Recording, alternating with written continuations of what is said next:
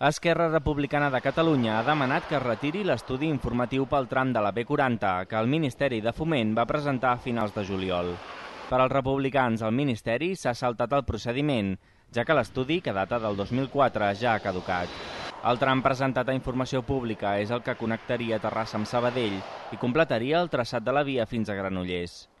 Els republicans també han presentat al·legacions que se sumaran a les dels ajuntaments i la Generalitat, ja que la proposta de Foment no s'adiu ni amb el Pacte Nacional d'Infraestructures ni amb el Pla Territorial Metropolità. Segons Anna Simó, diputada d'Esquerra, al Ministeri només li interessa desdoblar l'autopista AP7 per afavorir el trànsit de mercaderies i no pensa en el territori.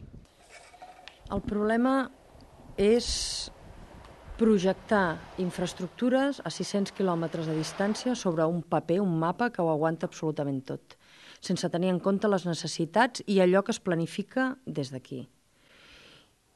El problema és quan la teva visió del que són les infraestructures és absolutament radial i contrària al sentit comú d'allò que econòmicament és necessari. És una manera de fer infraestructura absolutament pensada des d'una Castella que té una pila d'hectàrees i de quilòmetres quadrats amplíssima i vasta i es pensen que tot l'estat espanyol és igual.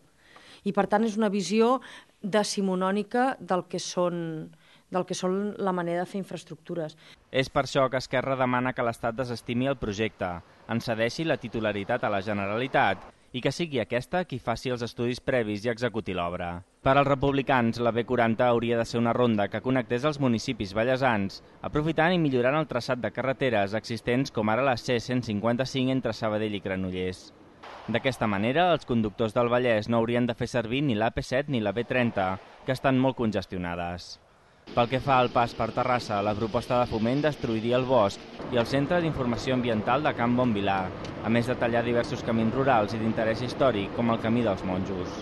Isaac Albert, portaveu d'Esquerra, ha dit que les al·legacions inclouen la preservació d'aquests espais.